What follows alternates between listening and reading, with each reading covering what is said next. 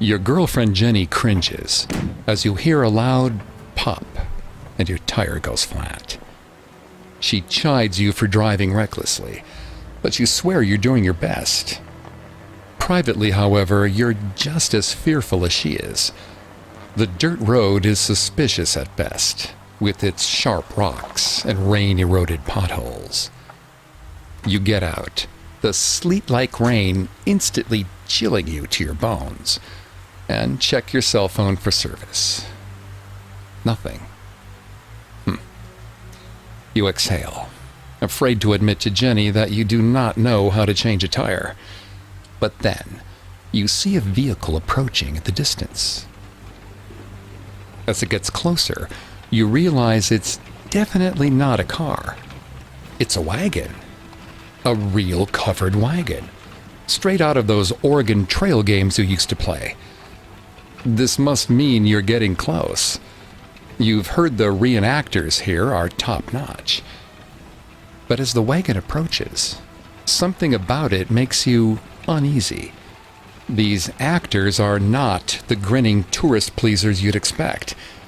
They look hardened, angry even. The two men in the front seat glare at you. Their faces and hands are dirty, their beards spiky and clumped.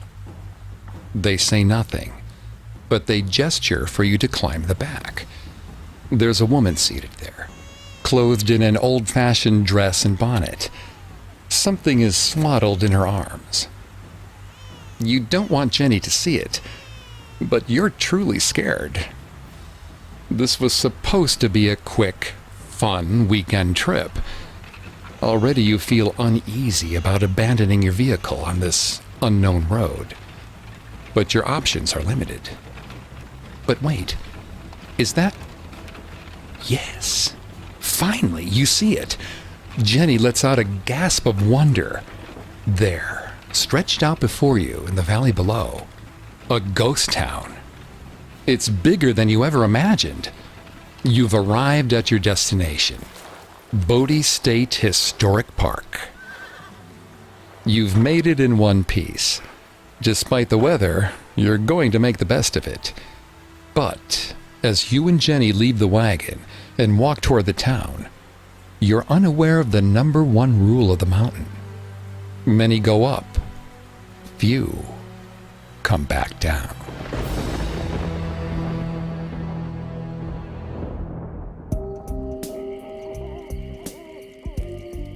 Welcome to Haunted Places. I'm Greg Polson. Every Thursday, I take you to the scariest, eeriest, most haunted, real places on Earth. This week, join me on a supernatural journey to the ghost town of Bodie in Bodie State Historic Park. To this day, it's haunted. If you can't get enough haunted places, don't forget to subscribe. You can find us on your favorite podcast directory, as well as on Facebook and Instagram at Parcast, and on Twitter at Parcast Network. If you like what you hear, please leave a 5-star review, wherever you're listening. Bodie, California is an abandoned gold rush town that was founded in 1859 by W.S. Bodie. From 1860 to 1941, the mines surrounding the town produced just under $34 million in gold and silver. The town reached its zenith in 1879, when the largest deposit of gold was discovered, and the population swelled to 7,000. From the years 1879 to 1881, crime in Bodie reached such a fever pitch that the town became better known for its criminals than its gold. In 1964, Bodie was officially dedicated as a California state park, and in the years following, the Bodie Foundation would work to keep the town in a state of arrested decay. That is, keeping the buildings from collapsing, but otherwise leaving them unchanged. The only living inhabitants are a few park rangers year-round. The visitor center was easy to miss. It's built into one of the old buildings. indistinguishable from the dozens of empty stores, houses, and churches you saw on your way in. A strange black carriage is the centerpiece of the room.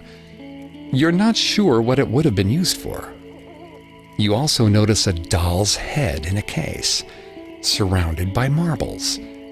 The crack across the toy's face gives it a sinister look. The lights in the room suddenly flicker on. As your eyes adjust, you see a plump woman with long gray hair, dressed in a ranger's uniform. She seems friendly overall, and you ask her about your car. She frowns with disapproval and tells you it's too late to get any service now. You would have to deal with it in the morning. She tells you that you can stay the night in the visitor center and asks if you want to hear a story to pass the time. You supposed there's nothing that can be done, lest you want to hike back through the freezing rain. You take a seat opposite her and lean back to listen.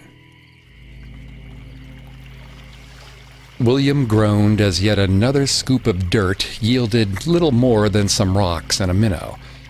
As he released the fish into the river, his stomach flipped. His heart sunk. There, at the bottom of the river, was a face, hideous and dark. It stared right at him. He stood up, the bones clicking in his back after hours of being hunched over the river. It was then that he realized he'd been startled by his own reflection. The sudden sight of all 7 feet of William shocked his mule, old Peter, who took off down the river. The prospector's height and hygiene led him to occasionally be mistaken for a beast. As William made his way to the end of the river, he found that old Peter had luckily been captured by Taylor.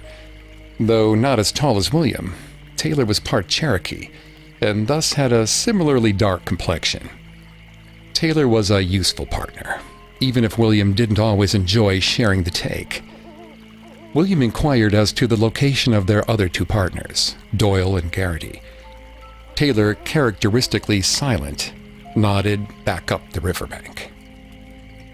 William found his remaining 2 companions above the river in the hills. They worked furiously against the earth. Drawing closer, William's eyes widened to see the glint of gold beneath them. The foursome circled arms, patting each other on the back. The men spent the entire day making their plans for the site. They would begin work on a cabin tomorrow, which they would use as a base to mine what they could until winter came.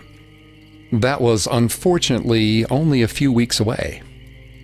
And so they resolved to tell no one of the spot and return in spring once the snows had melted. That night, William could have sworn he heard voices on the wind.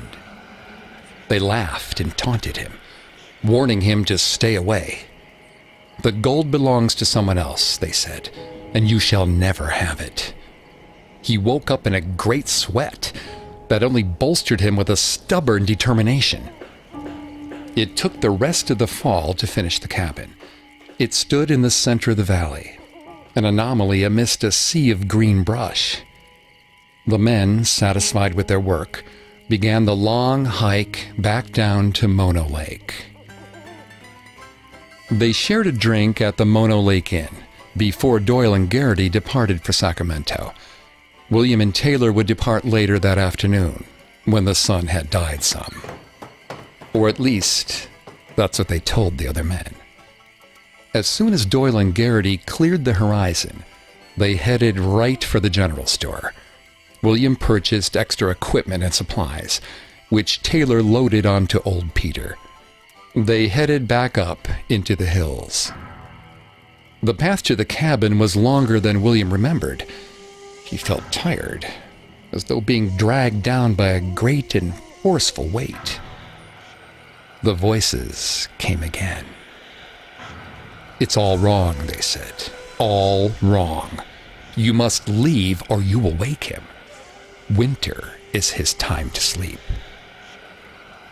William's head felt thick and viscous with the cacophony of whispers as rain began to fall. and immediately cut a chill right down to his toes.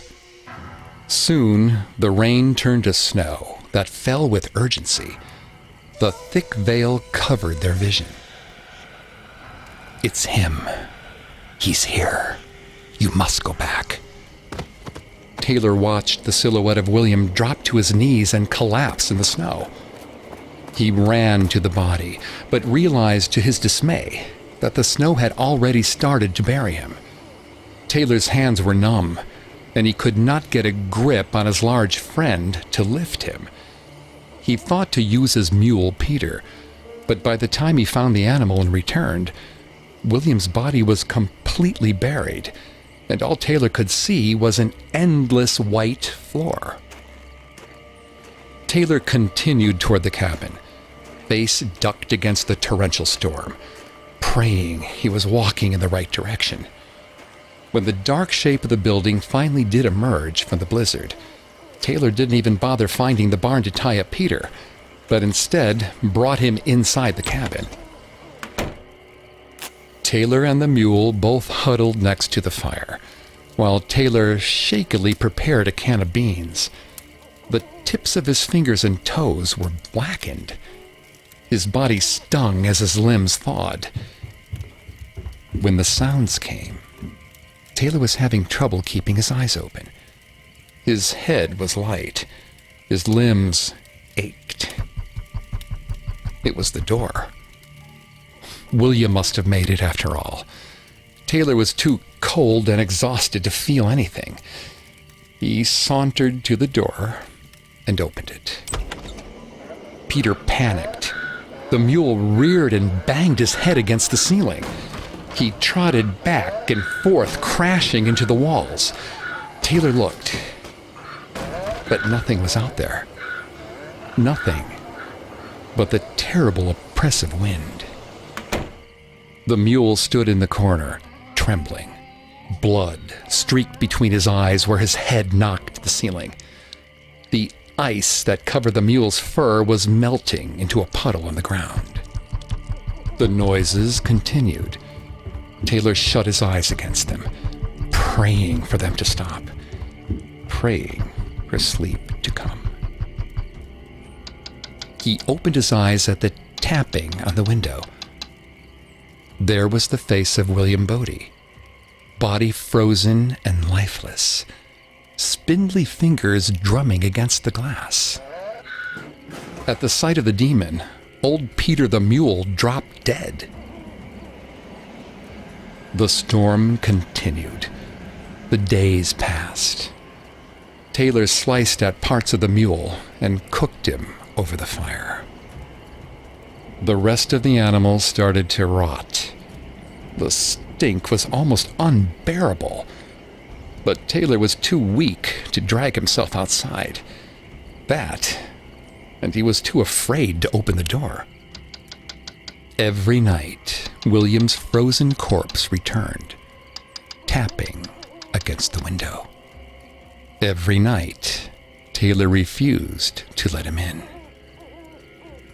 When the storm finally let up, Taylor made sure to leave the cabin in the light of the day, while his dead friend slept beneath the snow. In spring, Taylor returned to the cabin. He would bury William once and for all. He would assure his ghost would haunt him no more. He found what was left of William's corpse, just his bones and his knife, revolver, and blanket. Taylor wrapped everything in the blanket and buried William on the spot. William was dead. Bodie is nestled east of the Sierra Nevada mountain range in Northern California, almost to the Nevada border. Its geography means its winters are especially harsh and long-lasting. Temperatures can reach 40 below zero, with icy storms and 100-mile-an-hour winds. For Bodie, its blizzards are a grim reaper, sucking the heat from even the most warmly dressed person, turning their blood to jelly, their skin to glass. William Bodie, the man credited with founding the town, learned this the hard way. In November of 1859, he returned to Bodie and found himself caught in a snowstorm. His body failed him, and he was too large for his partner, E.S. Taylor, to carry to safety. William froze to death, his body buried beneath the snow. When Taylor returned in the spring, he found William's body torn apart by animals, his ribs exposed and dripping with whatever rotten meat the animals hadn't picked clean. He buried William in a makeshift grave.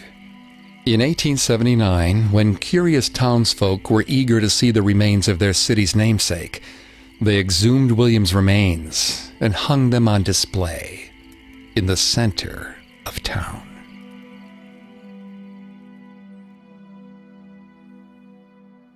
We'll return to our story in just a moment from the Parcast Network. It's not a Parcast podcast, but if you like haunted places, I think you might like The Horror of Dolores Roach, a new horror fiction podcast I found. The Horror of Dolores Roach tells a macabre urban legend of murder, betrayal, weed, gentrification, cannibalism, and survival of the fittest. When Dolores Roach returns to her old New York City neighborhood after 16 years in prison, she's stunned by all that's changed. The only person remaining from her previous life is Luis, an old stoner friend who gives her room and board in the basement underneath his dilapidated empanada shop. When the promise of her newfound stability is quickly threatened, Magic Hands Dolores is driven to extremes to survive. The Horror of Dolores Roach stars Daphne Rubin Vega and Bobby Cannavale and is written by Aaron Mark. I think it's a great podcast, but don't take my word for it. Refinery 29 says, The Horror of Dolores Roach stands out from the rest. It's totally fictional, but still equally chilling. You can listen to all episodes of The Horror of Dolores Roach now for free, wherever you get your podcasts. As the giant grew closer, Enceladus realized something was wrong. Instead of legs, Enceladus and his brother giants slithered on two large serpents with snapping maws where the feet should be. But this giant's serpents weren't snapping, and its face sagged. An arrow whizzed past Enceladus' face. This wasn't a giant. It was a god. You foolish, foolish giant. No one rebels against the gods and escapes unscathed. Athena, the goddess of war and wisdom, peeled off the face of a giant she'd flayed alive, revealing her own face, dripping with blood. Parcast's new mythology podcast dramatizes ancient myths for a modern audience and dives into their history, origins, and meaning. Hosted by my friend Vanessa Richardson, Mythology uses an ensemble cast to bring these stories to life. Every episode dramatizes an exciting story pulled from the beliefs of ancient cultures and gives insight into how our ancestors saw the universe. Stick around after this episode to hear a preview of Mythology's Part 1 on the Greek goddess Athena. New episodes come out every Tuesday. Search for and subscribe to Mythology wherever you listen to podcasts. And now, back to the story. Though William had died, others heard of his gold discovery, and by 1868, there were 2 mining camps located on the land. The town was named after its presumed first resident, though miners at the time were not aware that William hadn't discovered the claim alone. By 1879, significant gold deposits had been unearthed in Bodie, and a Wild West town was born. Many men showed up in Bodie just to gamble at one of the many saloons. Most popular was the Saloon of John Wagner. Truly, no venue was more Wild West than Wagner's Saloon. Every night, the bar was packed from wall to wall. The gambling took place in the back, with such wild characters as Madame Mustache, known for her card skills and hairy upper lip. Or Mike Maneater McGowan, known for chewing body parts off of those who offended him. As soon as the gun went off, the more honest patrons of the saloon would stampede from the premises, often tearing off the doors in the panic. Those who didn't die were patched up by John Wagner's wife, an experienced surgeon. Despite these many horrific shootings, the most famous shooting in Bodie took place not at the saloon, but on the opposite side of town, in the Miners' Union Hall, where the visitor center now stands. Joseph DeRoche downed 2 whiskeys as he watched John Wagner's wife stitch up Don Riley's stomach, where Chase Singer stabbed him with his pocket knife. Blood dripped through the crevices of wood on the bar top and wrapped around Joseph's shot glass. Joseph watched the woman's masterful hands weave the needle in and out of the flesh of the man's stomach. It was a bad omen, this happening so close to Christmas, so close to the heart of winter. Joseph left the bar and went to find comfort in the only place he knew where to look. He watched Johanna Treelor from across the dance hall. In truth, she wasn't much prettier than his wife in Chicago, but the grime of the West made the comfort of any woman welcome. The Miners' Union Hall Christmas Ball was a classy affair. He knew he wasn't supposed to dance with her, but he could hardly wait. That freak of a husband of hers be damned. Fueled by the whiskey in his blood, he approached her and swung her into his arms. When they danced, they felt alone and happy. They twirled and twirled, lost to each other. But then they turned a final time and saw Thomas Treelor standing across the dance floor, a look of anger on his face. Johanna immediately tried to placate her husband, but he wouldn't have it. And Joseph couldn't blame him. The half-wit already knew they were sleeping together. Treelor cocked his hand and struck her, right there at the ball, in front of the whole town. Joseph left and replayed the scene in his mind. Johanna fleeing, ashamed and in tears. Her husband red with fury. Joseph knew what must be done. He shivered as he waited in the alley of the dance hall. 10 minutes later, he almost missed Thomas as he walked past the alley and down Main Street. He still had his gun on him from the trip to Wagner's earlier in the day. Its sleek barrel caught the moonlight. He stalked behind the small, pathetic man and took aim. Thomas dropped immediately. A crowd gathered around the grisly scene. Joseph felt nothing but relief as they took him to prison. Jail didn't hold him long. Joseph knew where the crawl space to freedom was. Hell, the whole town knew. He shuffled down Main Street with his coat pulled high and his hat brim low. He passed a crowd, but they barely noticed him. Joseph made his way out of town. He would sleep in the woods. He knew about a cabin north of Mono Lake. He would wait for the whole thing to blow over, then send for Johanna when things were quiet. When he saw the cabin, he breathed a sigh of relief. Few knew about this place. Fewer still would think to look here on the first night. He took a step, but his foot was stuck. A frozen blue hand had shot through the ground and gripped Joseph's boot. He struggled uselessly against it. He could feel the ice-cold fingers through his insulated leather shoe. It made his toes numb. He heaved with all his might until he slipped out of his boot. He turned to run, but another hand gripped his other foot. With the same effort, Joseph pulled his second foot free. He ran toward the cabin, ignoring the icy sticks and debris that stabbed at his bare, frozen feet. he was 100 paces away. 50. Relief swarmed over him. So filling was it that he did not notice the pile of bones on the ground. Bones of a mule that was never buried. He tripped and flew through the air. His head crashed against the hard, frozen ground.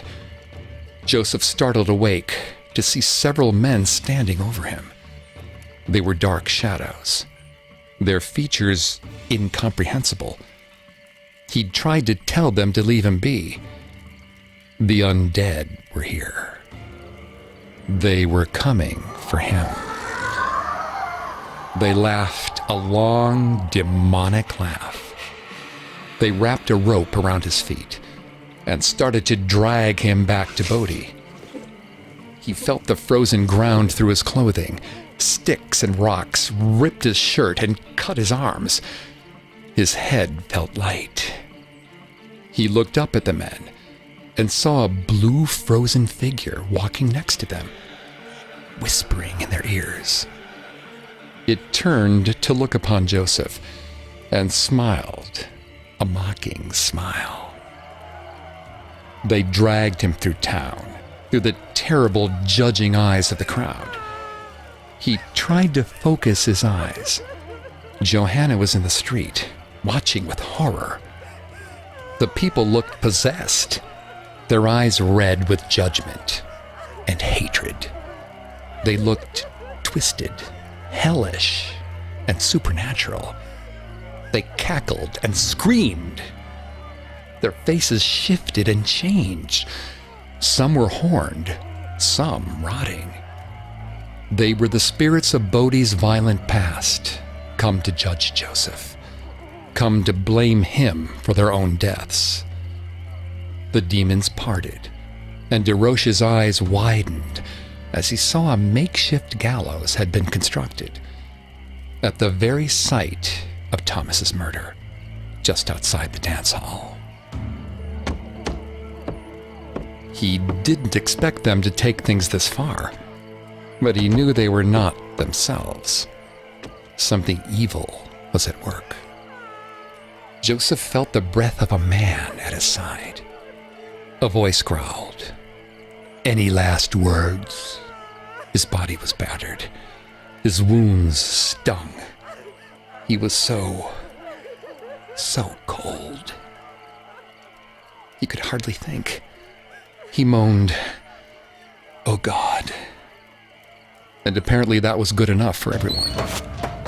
The scaffold broke when he fell. His feet touched the ground, and he rejoiced for a moment before the frozen fingers from the hand of the forest wrapped around his neck. It brutally squeezed every last breath from Joseph's body.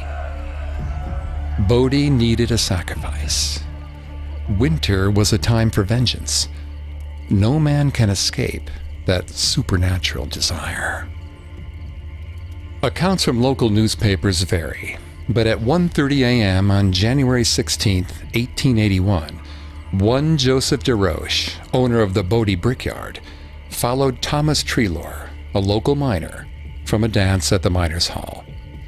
DeRoche was found over Treloar's body, having shot the man in the back of the head in public. He was taken to jail, but escaped that night.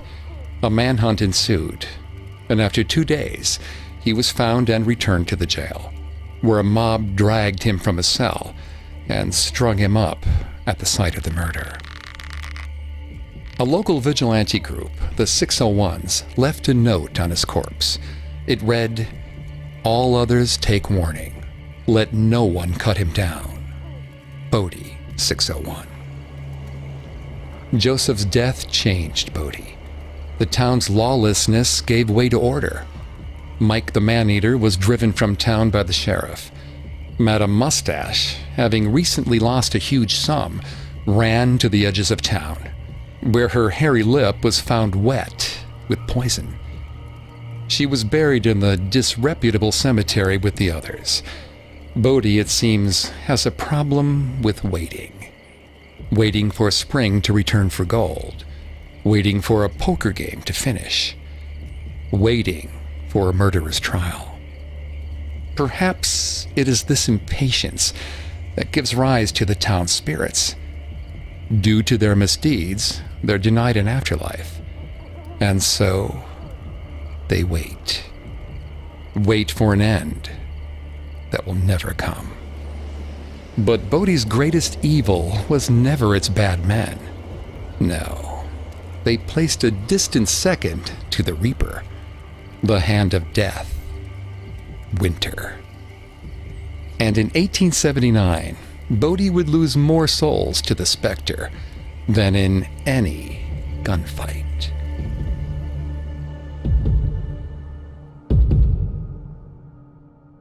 We'll return to our story in just a moment. Now, our story continues. Jenny's glare has become as frosty as the ice hitting the window outside. It's nighttime, and the storm refuses to let up. Generously, the ranger has offered to let you stay the night in her bed, while she takes the spare cot downstairs. After stories of men freezing to death, shooting each other, and being hanged, you doubt you'll get much sleep. The preserved gold rush town of Bodie, California is living up to its name as a ghost town. You lay there and listen to the intermittent wind. Jenny is asleep in the bed, and the ranger is downstairs. You descend the stairs from the apartment, back down into the visitor center. Was that a child? No, it's just the three of you in the building. It must have been the wind outside. As you arrive at the front desk, you peer behind it to see the ranger, now in an old-fashioned nightgown, asleep on a cot. You clear your throat loudly. The ranger wakes, gaining her bearings. She squints against your light, and upon realizing it's you, smiles that infuriating smile. "I assume you're here for more stories," she laughs. No one gave Maggie a second glance as she entered Wagner's saloon. Some near the door winced at the 40 below zero temperatures and 100-mile-an-hour winds, but just as quickly returned to their drinks, food, and games. Mama didn't like her coming here. It was true. People died here all the time. Maggie had seen it with her own eyes. Just last week, 2 men had hugged, only to pull out their guns and fire into one another until both were dead. She didn't care. A room full of bodies and gin was warmer than the tiny fire at home. She saddled up to the bar next to Daylight Billy, who was an agreeable man that always wore a top hat and tails. He also didn't seem to mind that Maggie was a native. Some looked up for a moment at the sound outside, though most didn't manage that.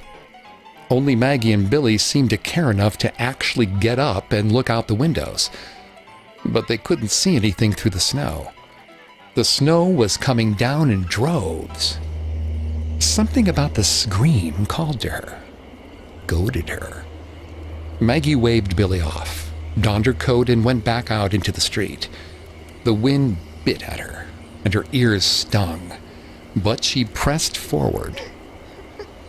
She came across Mr. and Mrs. Tillman in the middle of Wood Street, the wife cradled in her husband's arms. Maggie followed Mr. Tillman's gaze to a row of houses, where the door to the Robertsons lay ajar. Immediately, Maggie's eyes were drawn to the wood stove in the corner of the room. Mr. Robertson lay dead, his face covered in ice. Maggie nearly gagged as she saw his right arm was missing below the elbow. Squinting at the stove, she saw blast marks and realized he had tried to thaw powder in the stove. The rest of the Robertsons were frozen in bed, a giant human ice block beneath their sheets. Their skins stuck together, their lips and eyelids blue. Worst of all were the children. One wasn't 2 years old. She looked like a doll. The sheriff came, and then the caretaker, along with a few men to help. They shuffled Maggie out of the room, but not before she heard the crunching sound of the frozen bodies being pulled apart. She watched from the street as each individual body was wrapped in a sheet and placed on a cart. Once the grisly work was finished, the caretaker climbed into the driver's seat and started the horses down the avenue. Maggie turned back in the direction of the saloon, but the wind picked up again. It seemed to whisper to her, telling her to follow the carriage. She thought for a moment, then turned, heading after the caretaker.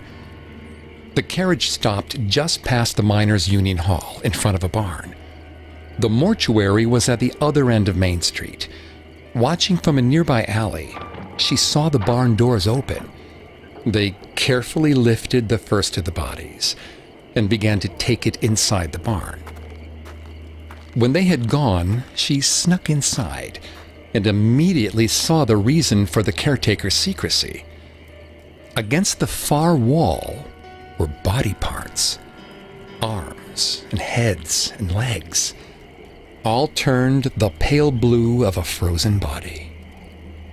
The eyes watched her with their hollow fury. The mouths were agape and wild. But the tongues, she would always remember the tongues. They hung with a rigid hunger.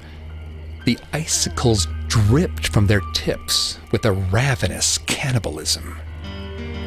The frozen ground made it impossible to bury the bodies. Until spring, this shed was an icebox for the dead. Maggie ran from the place. She knew the old stories. Burial rites existed for a reason. She ran and ran. Seeing that the saloons were all full, she looked for something less crowded, where she could be alone, perhaps even to pray. The lights of a brightly decorated building with red doors called to her. Its soft music drifted through the wintry night. When she entered, Maggie immediately realized where she was. This was the infamous opium den of Tong Sing Wo. It was warm, and it smelled nice, like perfume. The Chinese decor was pleasing, wrapping the large room and various booths with scenes of cranes and flower blossoms. Tong Sing Wo turned at the sound of Maggie's entrance. He approached, asking if this was her first visit. She nodded. He guided her to a case of goods, where her eyes grew with envy at the sight of several finely embroidered handkerchiefs. He took a yellow handkerchief from the case, tying it around her neck. When she began to object, saying she couldn't pay, he shook his head and said that he was always happy to offer gifts to first-time customers. When he held the pipe to her, she remembered the dismembered bodies in the shed and tried the opium. The warmth of the room came alive and seemed to hold her, caress her. The terrible images of the bodies drifted away, hiding in the recesses of her memory. And so Maggie stayed. She smoked to forget. She smoked to hide from the frozen tongues. But as the days passed, they started to return. First, there were the icy fingers that gripped at her ankles. Then the heads that appeared when she looked in the mirror. Their blue teeth gnashed at her, asking her how she left them there. She smoked more, and they went away. Then came the tongues. Their frozen, bulbous frame hung over her as she lay in bed. Slowly they melted, dripping their hungry, desperate saliva on her clothes. That's when she fled. She raced from the den and into the night, never turning back. Maggie's parents awoke with a start to find that Maggie had returned home. She was wrapped in a blanket in the corner, rocking back and forth, in great pain. She didn't want any more opium. She just wanted to come home. Maggie was fine at first, happy to be back to her boring Bodie life. But as the days passed, the cravings began. She didn't want to eat, or sleep, or talk. Her curiosity was gone. As Maggie walked outside of town one day, she came upon a root that immediately caught her interest. She believed this to be the plant from which opium was extracted. It was green, a rarity in Bodie, and had the sour smell she had come to love. She couldn't wait. She desperately needed another taste. The plant called to her. She ingested the root with glee. Hours later, as her parents came looking for her, they found her dead. A clump of poisonous parsnip in her hand.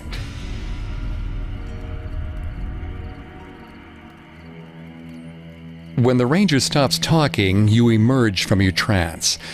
You swear you were there with Maggie. You could feel the cold of the barn, full of the frozen dead. With that constant, unsettling smile, the ranger bids you a good night, laying down and turning over in her cot. Seeing that the ranger is asleep, your eyes wander to a nearby table, where a few recently discovered artifacts have yet to be placed in cases. There are some coins, a pipe, an old deck of cards. There's even a book that must have been used to teach children reading. You turn to make sure the ranger doesn't hear you playing with the items. She already is in a deep slumber. There's something in the wind that speaks to you. You know the air is frigid. You know your coat can hardly shield you from the harsh weather, but you want to see it. You feel pulled, lured. You take one glance back at the sleeping ranger and walk into the Bodie's town center, where many ghosts and many victims of a crazed and bloody history await your arrival.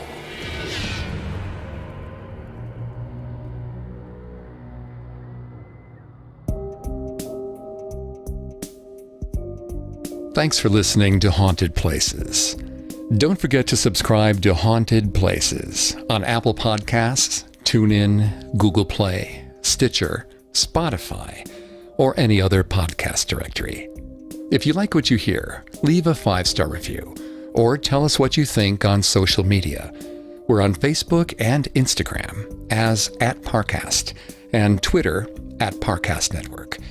It seems simple, but it really helps our show. A new episode comes out every Thursday. We'll see you next week. Haunted Places was created by Max Cutler. It's a production of Cutler Media and is part of the Parcast Network.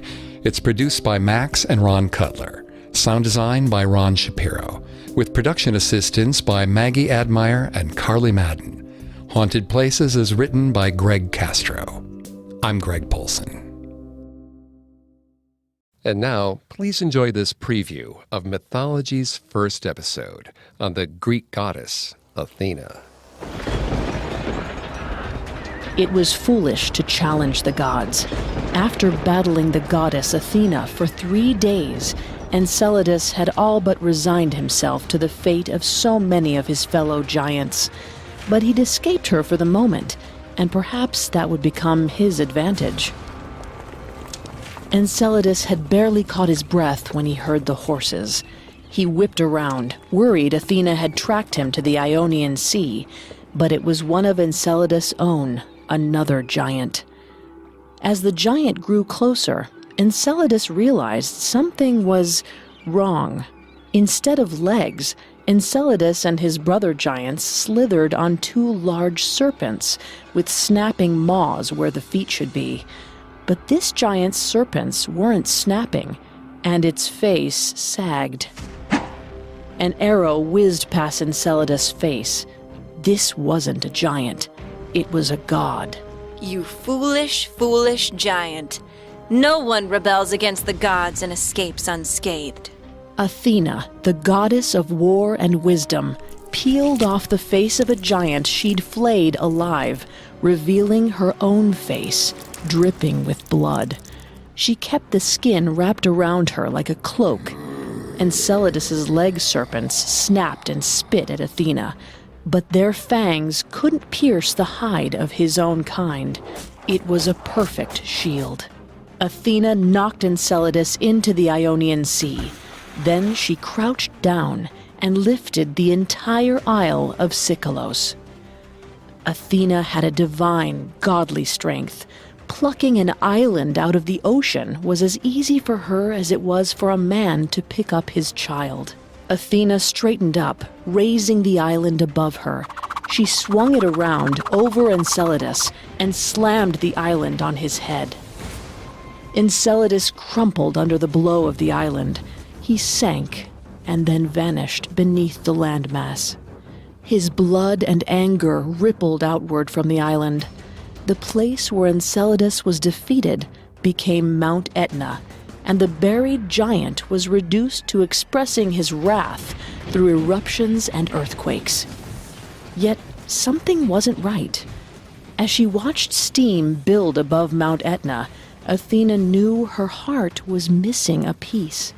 She'd used her wisdom and wit to defeat the enemy, embracing her role as a goddess of war, and it felt empty. She was destined for something greater. She was certain.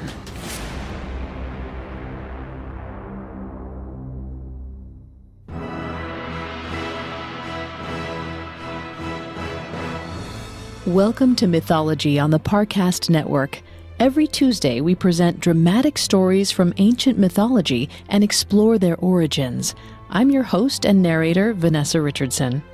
Today we're focusing on the Greek goddess Athena. She's the goddess of war and military strategy, but also the goddess of wisdom, civilization, and the arts. In her mythology, she's caught between who she is and who she wants to be.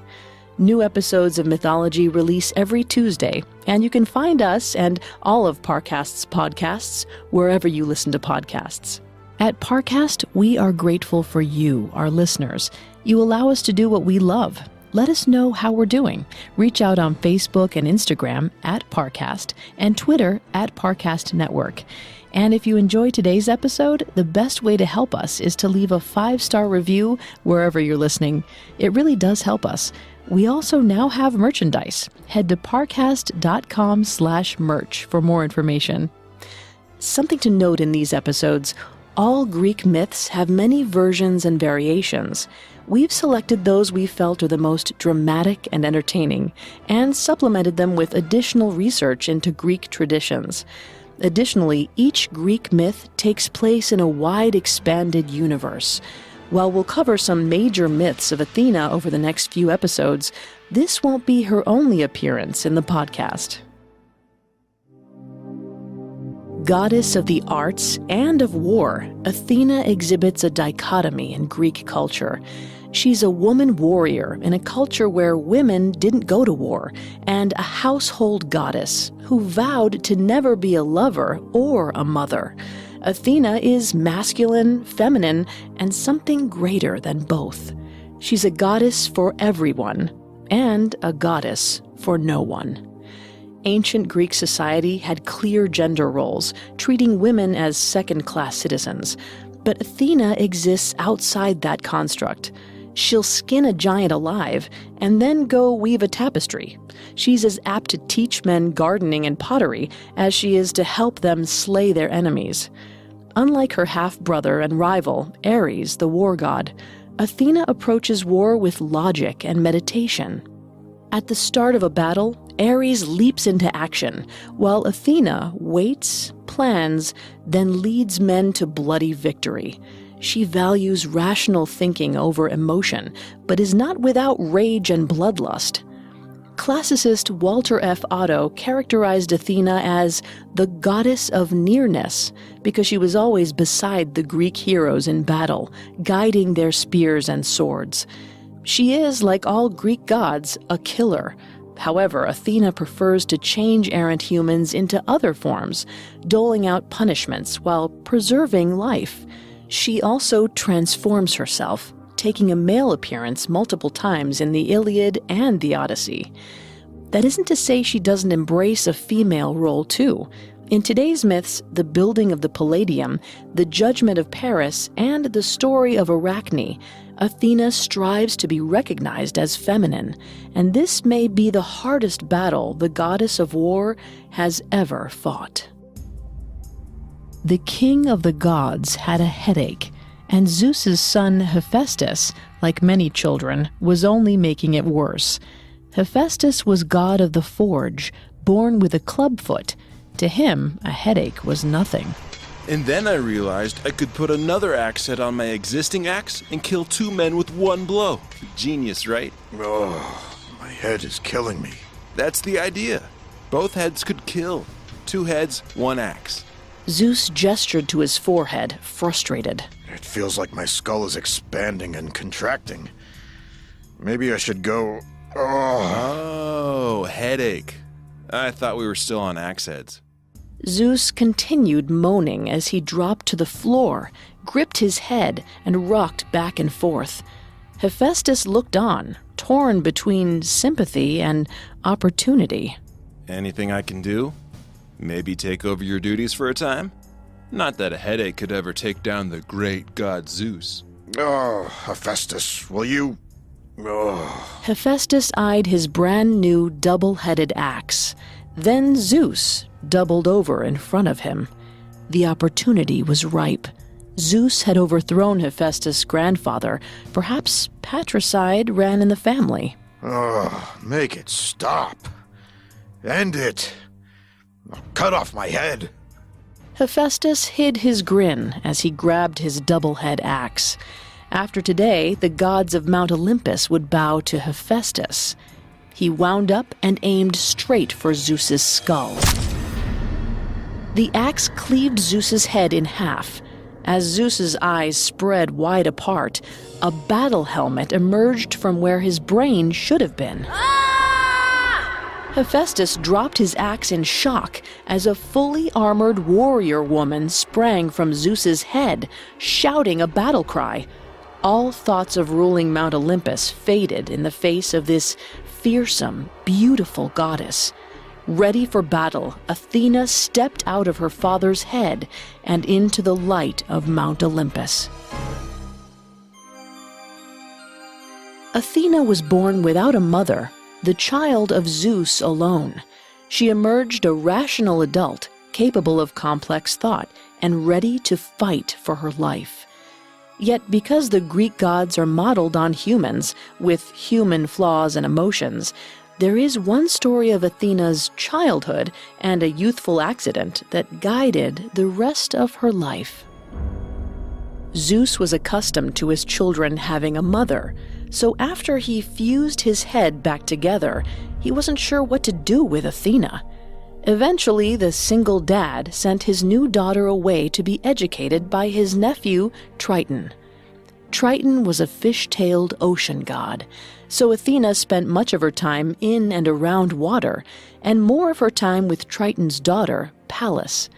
Pallas was a water nymph, a maiden of the ocean, and Athena's only friend. But today, the war goddess and the water nymph raised their swords, squaring off against each other. The pair sparred on the surface of a lake. Pallas floated amid a column of waves, her long hair and shimmering fishtail distracting from her killer aim. Athena defended herself from atop a sleek raft, wearing armor as always. She pushed her sword forward, calling out her moves as she executed them. Striking, stabbing, Dodging. ducking, and slicing. Lunging. As Pallas lunged, Athena used her shield to knock Pallas over. Rising from the waves, Pallas spit water into Athena's face. Hey! Pallas spouted more water, somehow forming it into perfect concentric circles, like aquatic smoke rings. Athena couldn't help but laugh. Pallas, be serious. My father's coming to watch us spar tomorrow. We have to impress him. You have to impress him. If I impress him, you know where I'll end up. And my father won't be happy about that. You're filthy. You've heard the stories, and you have 100 half-siblings to prove it. 37. I have 37 half-siblings. That's an army, warrior goddess. Let's go again. I want to get that spinning parry right. Athena was quite skilled in combat. It helped that she took to it naturally, like Pallas to water. She'd been ecstatic to hear Triton declare that they were finally good enough to spar in front of Zeus. The proud fathers had invited a crowd of gods, nymphs, and even a few mortals they fancied. Rowing out onto the lake, Athena fiddled with her helmet. She knew her armor made her look ferocious, but she still felt like a child in a woman's body. What if she fell off her raft? What if her mind went blank and she froze? What if her father, the king of the gods, thought she was only average? A terrifying column of water arose from the depths. Inside it, Pallas. She met Athena's eye and flashed a quick smile. Athena relaxed. She wasn't alone. She had Pallas. With her best friend beside her, Athena had nothing to worry about. They began to spar. In the audience, Zeus watched intently. Next to him, his wife, Hera, the goddess of marriage, looked around, intent in a different way. Aphrodite has such a nice nose, don't you think? Sure. That's it.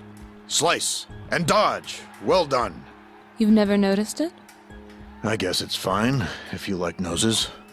It looks quite like Athena's. Don't start on this again. I don't understand why you... She's going to fall in the water. A wave crashed over Athena, soaking her.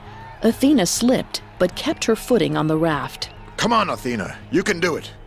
Get back up there. Raise that sword. You'll win this yet. They aren't actually fighting. It's a mock spar. At the end of which, my daughter will win.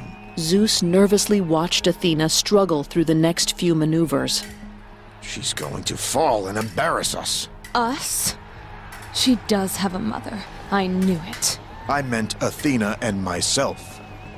As Zeus worried, Athena relaxed into the rhythm of the spar. She breathed deeply as she pressed her shield against Pallas's sword. Her instincts took over. Suddenly, a new heat rushed through Athena's veins. She'd never felt this warrior power before, but it possessed her. Her feet danced more nimbly. Her sword twisted more sharply. She tasted metal in her mouth. For the first time, she might want to kill. Across the lake, Zeus adjusted his shield. The sun gleamed off of it. Getting an idea, he tilted his shield, aiming the ray of light at Pallas. In the water, the light caught Pallas's eye. She looked up.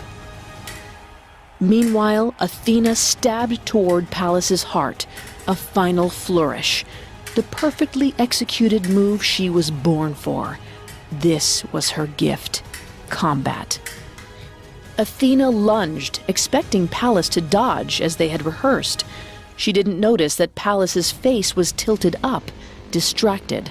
Pallas looked toward Zeus as Athena's sword pierced her heart. Instead of blood, water flowed from Pallas's wound. She shrank, dissolving, until all that was left were her eyes, which transformed into two wiggling minnows. Pallas was dead.